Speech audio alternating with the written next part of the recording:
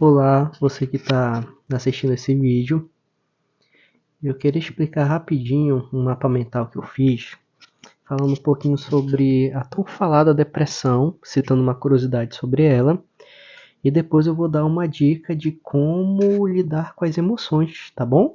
Se você quer saber como reagir à tristeza ou à raiva, fica aqui nesse vídeo que daqui a pouco eu vou estar passando, tá bom? O que acontece? Tem um dado aqui curioso. Segundo o DSM, que é um manual médico sobre as doenças mentais, a depressão ela é é como se fosse uma síndrome, né? Então elas são vários transtornos depressivos. A depressão ela não é uma só, ela é um conjunto de transtornos que a gente chama de depressão. Conforme esse livro, DSM-5 aqui, ó, que eu anotei, uma das maiores emoções que está associada à depressão é a tristeza.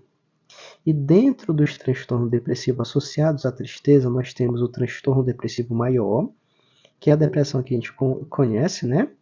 Nós temos o transtorno depressivo recorrente, que é a depressão que ela não é episódica, né? Ou seja, ela dura muito tempo, por isso que ela é recorrente, né? Persistente. Nós temos o transtorno disfórico pré-menstrual e nós temos o transtorno depressivo induzido por substância. Todos esses daqui, eles fazem parte dos transtornos depressivos segundo o DSM e tem como base uma emoção chamada tristeza. Só que além da tristeza, tem um transtorno depressivo que ele está ligado à emoção da raiva. Olha aqui, ó. Esse transtorno se chama transtorno disruptivo da desregulação do humor. Então, esse é um transtorno que ele está ligado à raiva e não à tristeza. Olha só que curiosidade. De início, isso aqui significa algo muito interessante. Nem toda depressão ela está ligada somente à tristeza. A depressão pode vir também com explosões de raiva. Então, duas emoções que são básicas de todo ser humano, raiva e tristeza, elas estão ligadas em quadros depressivos, tá bom? Vamos voltar aqui os transtornos depressivos que estão mais ligados à tristeza. Nós temos o depressivo maior, que é o que mais a gente comenta, né? Essa depressão que a gente tanto fala é esse daqui, ó, tá bom? E aí, o transtorno depressivo maior, ele pode vir com psicose ou sem psicose. A psicose é quando a pessoa está com uma dor tão intensa que as percepções dela do mundo, da realidade dela, começa a ficar distorcida. E aí o que acontece na psicose? A pessoa pode ter delírio e alucinação. O delírio é uma crença falsa, por exemplo, eu sinto que as pessoas estão me perseguindo, que estão entrando na minha casa e botando veneno na minha comida. E eu sinto também que as pessoas estão conseguindo ouvir as coisas que eu penso. Isso são delírios. E as alucinações, elas podem ser visuais. Você vê vultos, vê pessoas já falecidas. Elas podem ser auditivas. Você ouve, né, pessoas falando com você que só você está ouvindo, ninguém mais ouve. Ela pode ser tátil, ela pode ser olfativa, né? Ela mexe com os sentidos.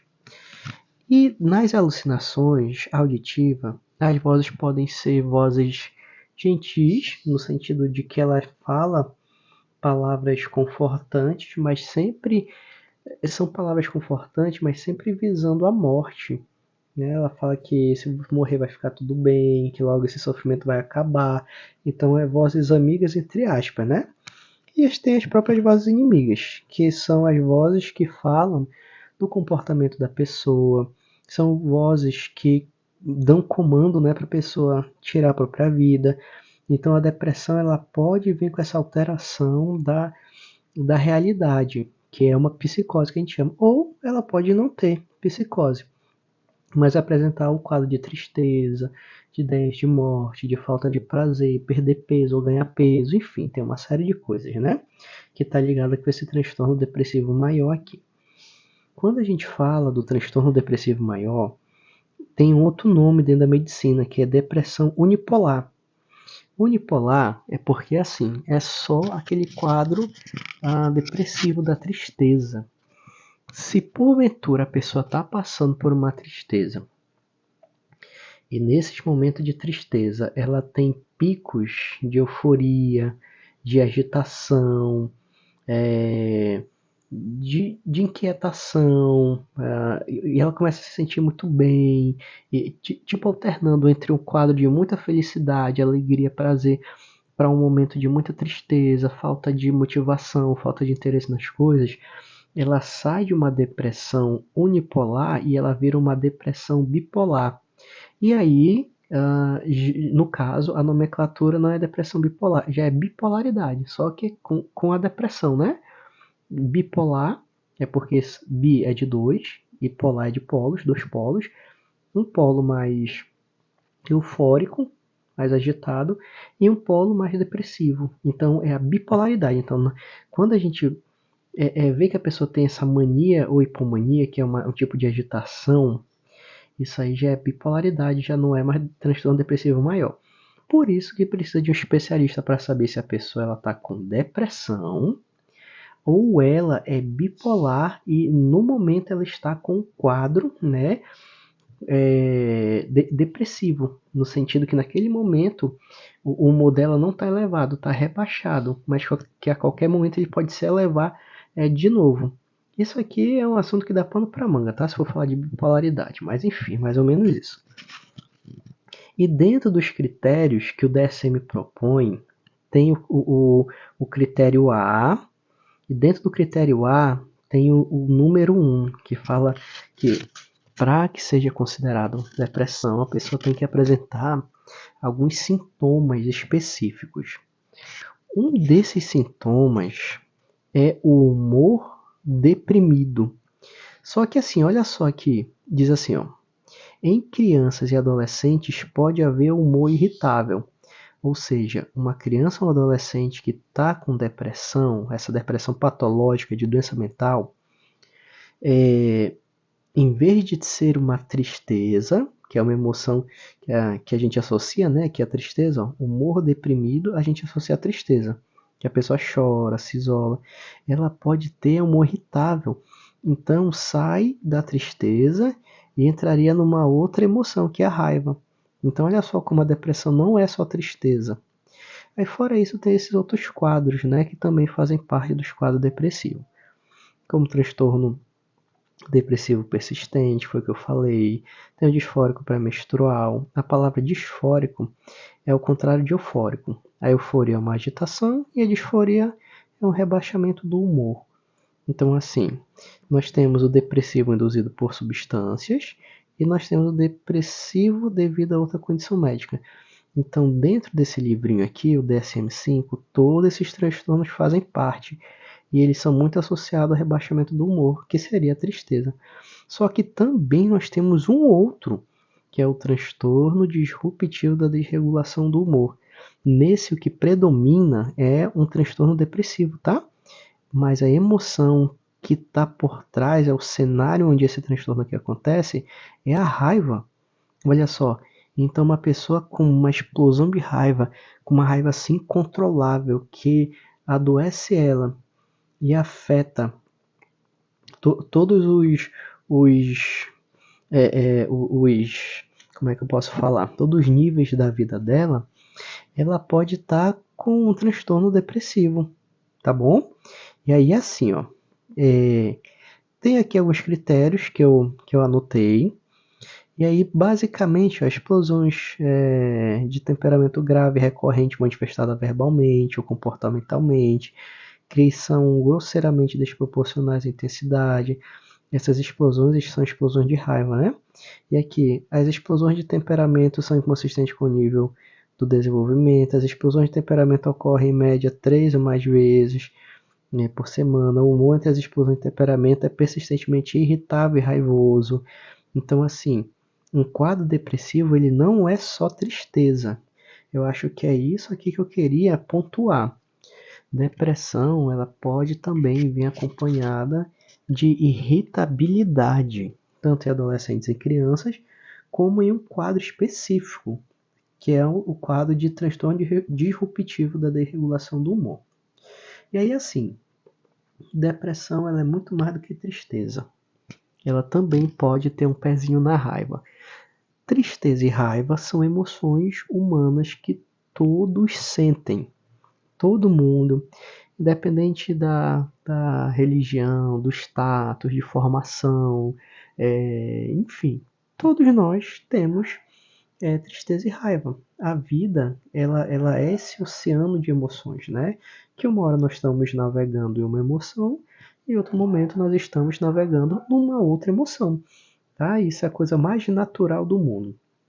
A questão toda é como que eu reajo a essas minhas emoções, né?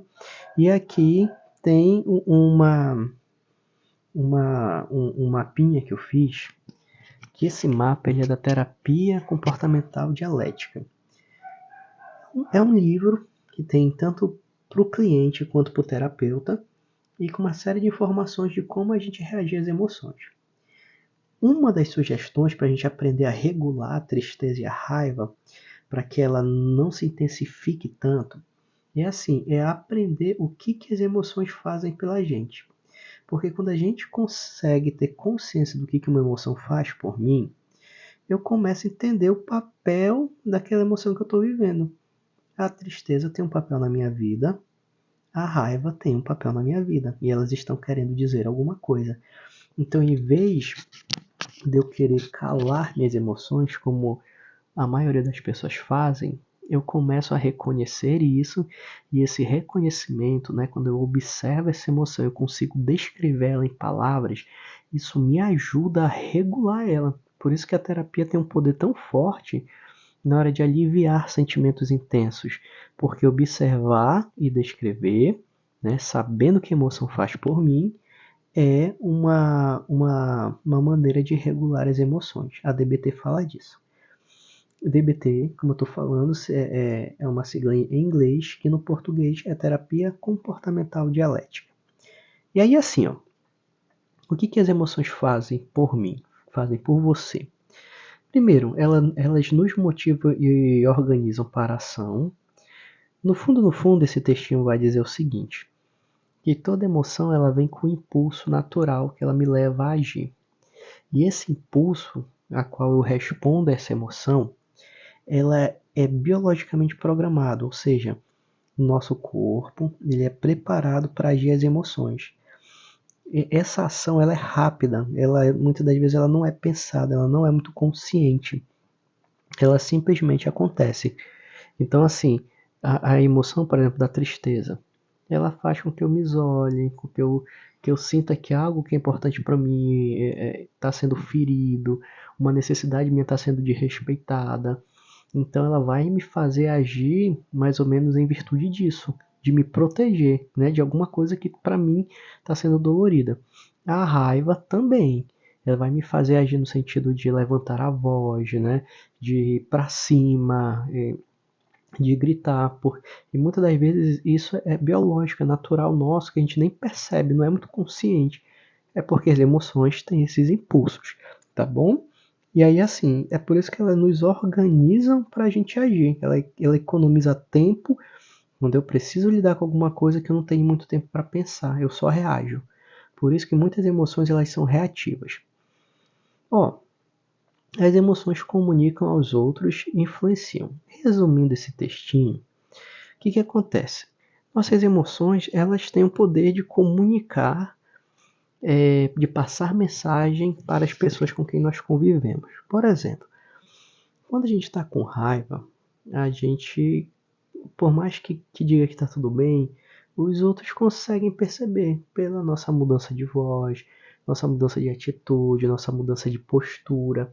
Então, assim, de alguma forma, as emoções, através das minhas expressões do meu corpo, não só das palavras, elas comunicam que alguma coisa está acontecendo para as outras pessoas. E, inclusive, as outras pessoas podem reagir, a esse meu estado emocional, tá bom? Então, as minhas emoções, seja uma tristeza, uma raiva ou qualquer outra, né? Medo, enfim, alegria, amor, elas comunicam coisas para as outras pessoas e podem influenciá-las, tá bom? Quando a gente entende isso daqui, esse é o papel que as emoções têm. A gente começa a tratar a emoção de uma forma diferente, que é esse que eu acho que é o tom da questão.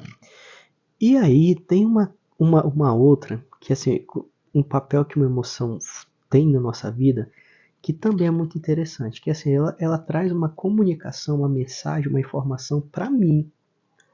Só que a gente tem tanta dificuldade de olhar para uma emoção que a gente, em vez de querer entender a informação que ela quer passar para mim, a gente quer que ela pare, a gente quer que aquela emoção acabe, a gente quer destruir ela. E a gente acaba não atentando para a mensagem que ela tem para trazer para a gente. Olha só que coisa perigosa. E aqui que acontece?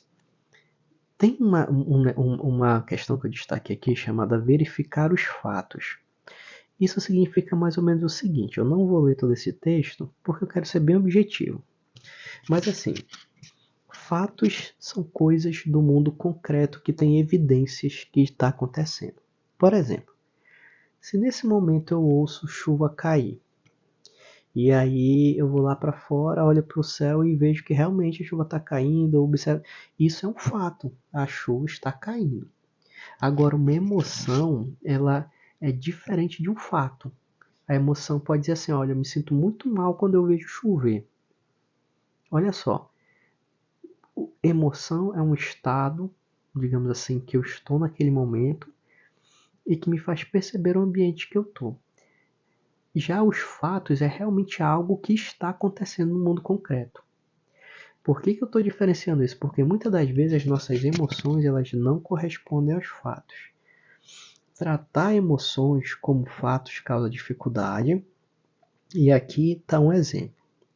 Se eu me sinto incompetente, isso significa que eu sou incompetente. Olha só, nós podemos correr o risco, e isso acontece muito, de tratar nossas emoções como se fossem fatos sobre a vida, que foi o que o exemplo deu aqui. Se eu sinto que eu sou uma pessoa incompetente, né, eu tenho esse sentimento, então isso confirma que eu sou uma pessoa incompetente. Se você quer aprender a lidar com suas emoções, comece a diferenciar aquilo que é emoção sua e o que é fato. As suas emoções elas devem se adequar aos fatos da vida. Se elas não se adequam, não leve as emoções a sério. Imagina só que eu me sinto uma pessoa incompetente. Aí eu começo a procurar os fatos. Poxa, mas eu estou dando conta do meu trabalho, eu estou conseguindo fazer as coisas para minha família, em casa, eu estou me esforçando para manter boas relações e isso as pessoas têm falado isso para mim. Eu tenho tido muitos feedbacks legais. Então, assim, os fatos me dizem uma coisa, mas a minha emoção diz outra. E só que eu prefiro seguir minhas emoções, porque elas são tão fortes que os fatos se tornam irrelevantes na minha vida. Então, assim, se você quer aprender a regular suas emoções para amenizar elas, você tem que ver se as suas emoções elas realmente correspondem aos fatos da sua vida. Se elas não corresponderem, tenta não dar muita trela. As emoções são como nuvens no céu. Elas vêm, ficam por um tempo e tendem a passar, tá bom? Então, assim, não se apegue às emoções, principalmente se elas não corresponderem aos fatos da sua vida. Eu poderia colocar uma outra frase e dizer assim, ó, não acredite em tudo que você sente. De novo, não acredite em tudo que você sente. David, eu devo acreditar em quê então? Nos fatos.